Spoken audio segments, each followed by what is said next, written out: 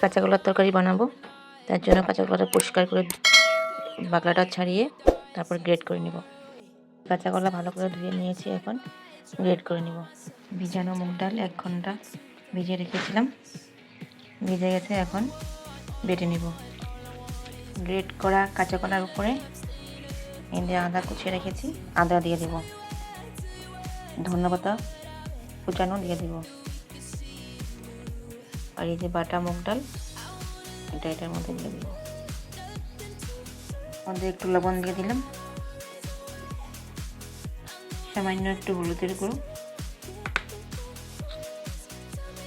গরম মশলা গুঁড়ো,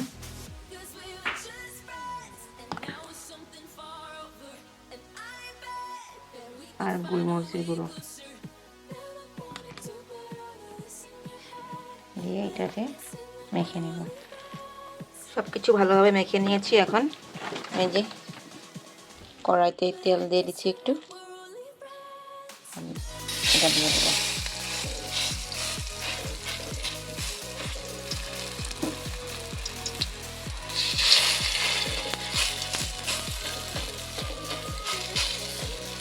আমার দেওয়া হয়ে গেছে, এইভাবে তেলে সুন্দরভাবে দিয়েছি।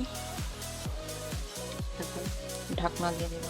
এখন দেখি ঢাকনাটা খুলে কত দূর হয়েছে, উল্টে দিব।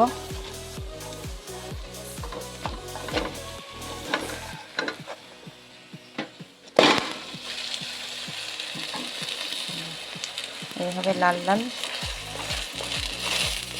সুন্দর হয়েছে।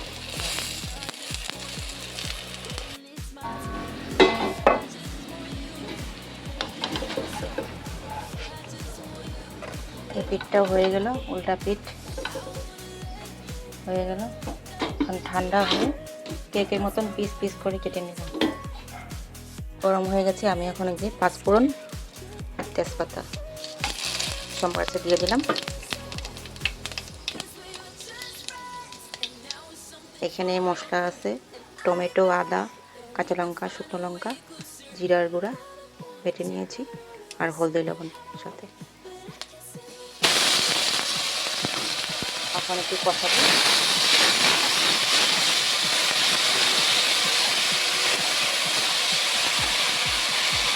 যখন মশলা থেকে তেল চলে আসবে তখন একটু জল দিয়ে দেবো। মশলা কষানো হয়ে গেছে, এখন একটু জল দিয়ে দেবো। মটরশুঁটি দিয়ে দেবো। এখন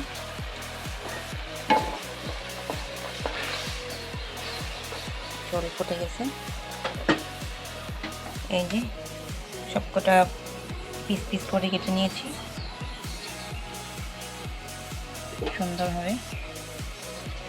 এখন ঝোল ফুটে গেছে, এখন এই যে কাঁচা কলার বড়াটা দিয়ে দেবো।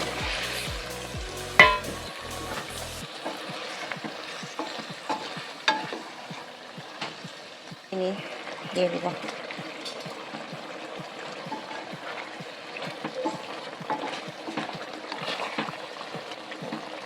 ঘি দিলাম,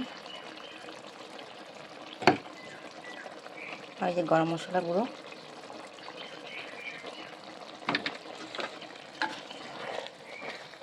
এখন তরকারিটা ঢেলে নিব। কাঁচা কলার তরকারি হয়ে গেল।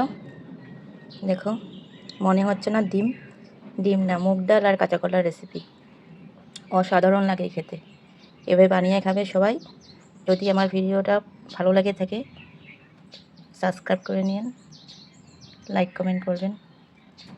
আজকের জন্য এতটুকুই, টাটা।